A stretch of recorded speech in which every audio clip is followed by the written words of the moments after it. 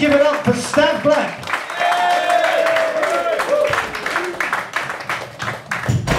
Hello.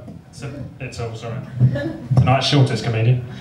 Hello, Hitchin! Hey! Hey! Woo. How you doing? Don't answer. I'm just being polite. I'm not actually interested. So you all been enjoying this evening, I take it. Paul Harry Allen, very good, very funny. A little bit selfish though with the names, I feel. There's people like Prince, Madonna, Pele out there, wandering around, going through life with just one name. You're going around with 3 first names. It just seems very selfish. And come on, share around. But anyway, as you can probably tell, I'm quite an angry man. Got a lot of issues. So no, I get angry at a lot of things.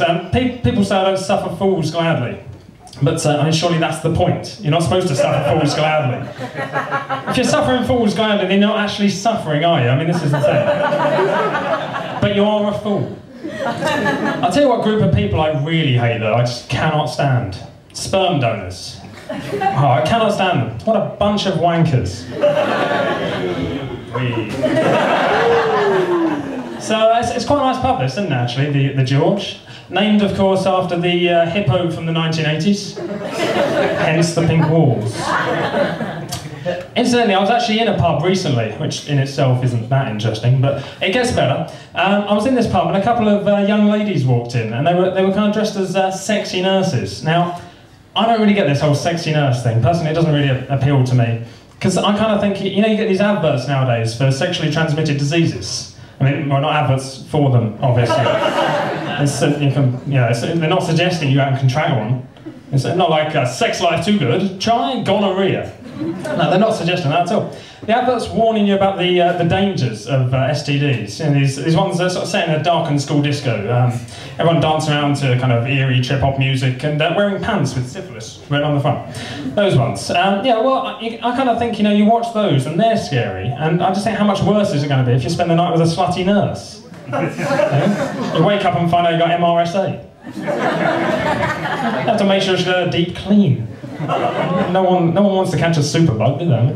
But actually, I was in a hospital recently. I discharged myself in the end, so they asked me to clean it up and leave. It's a hugely embarrassing thought. But no, while I was there, I noticed that they've got a lot of new hygiene rules there now. It's kind of interesting. You have to wash your hands before you go onto any of the wards. Oddly enough, though, you only have to wash your hands, nothing else. Seemingly, your hand's the only part of the human body which gets dirty. But I took full advantage of this. I spent a very enjoyable afternoon licking coma patients.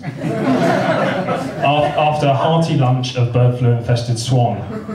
But oddly enough, actually, you don't hear much about bird flu nowadays, do you? It's all about global warming, the credit crunch now. That's what you hear about. I assume, therefore, that the threat of bird flu has now gone away. At least I hope so, otherwise fucking that chicken last night was a big mistake. But I thought I'd do a bit of kind of spontaneous comedy now. So in a moment, I'm going to give you the chance just to shout out some comedy topics to me. And I'll try and just do some spontaneous comedy based on it. So if you just shout out some ideas. Chickens, Batman, citrus fruit. Citrus fruits. The most hilarious of fruits. I definitely heard something. There's a lady right at the back there shouting out Large Hadron Collider. It was quiet, but she definitely said it. I'm very good hearing. So yeah, the Large Hadron Collider. Yeah, lots of comedy there. So if anyone doesn't know, this giant particle accelerator they've built underneath Switzerland. I mean, not under the whole of Switzerland, obviously. It's not that big. But no, I mean, the idea is they're going to fire 2 rays of particles at each other. They're going to crash into each other, and they hope to replicate conditions directly after the Big Bang is the idea. So a lot of people were quite worried about this. They thought it might potentially create a black hole, destroy the world. Personally, my biggest fear, bearing in mind this is a series of giant magnets, was that all my cutlery would take off and head for Switzerland. No, it didn't destroy the world in the end, for anyone who's not sure. Or for anyone like me who lives in Stevenage and isn't quite sure how they'd tell the difference. But no, I was lucky enough to be at home watching BBC News 24 when they turned it on, because I have no social life.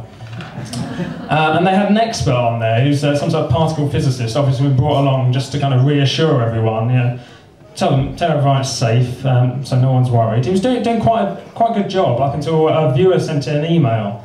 And basically this viewer just said, so what would happen if one of the giant magnets failed? And this is absolutely true, this is what he said. He said, well, if one of the giant magnets fails, it will cause quite a lot of damage, because it will basically create a death ray.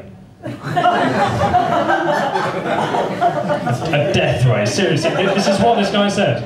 Oh, thanks for reassuring us, just a death ray, that's okay then. Of course, he was fired from his previous job, where he was a PR advisor for the Channel Tunnel. Apparently someone asked what happened if a roof tile fell off. He said it would create a kind of mobile underwater mausoleum. So anyway, I'm coming towards the end of my set now. I kind of wanted to have a big finish, because for those of you who don't know, this is actually my first stand-up gig. So I kind of wanted to finish it with a flourish. Thank you for the round of applause, Maddie. Appreciate it. So yeah, I thought I wanted to kind of big finish, so if you bear with me.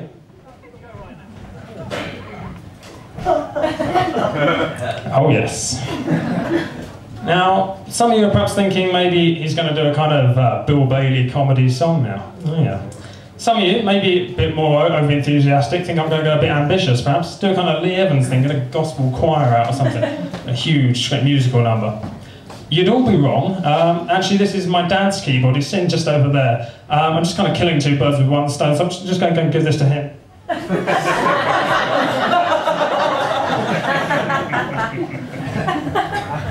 Thanks for that, cheers Dad.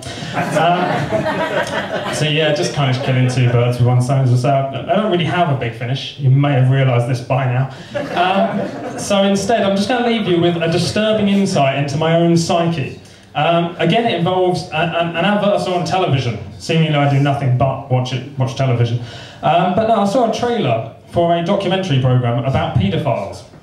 And basically, it showed a series of pictures of kind of scary-looking old men, all kind of doing Rick Mayall faces, that sort of thing. But, and it had a voiceover which said, "Can you guess which one of these men is a paedophile?" And the last picture, normal-looking young bloke, you know, fairly standard-looking, not at all scary. And then it gave us the interesting fact: actually, 70% of paedophiles are under 24. And the first thought that went through my head, rather worryingly, was, thank God I'm 27.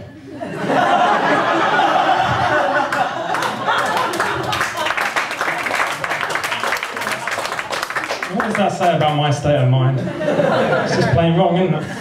Okay, thank you very much. I've been Stav Black. Thank you. Good night. Let's hear it for Stav, ladies and gentlemen, come on.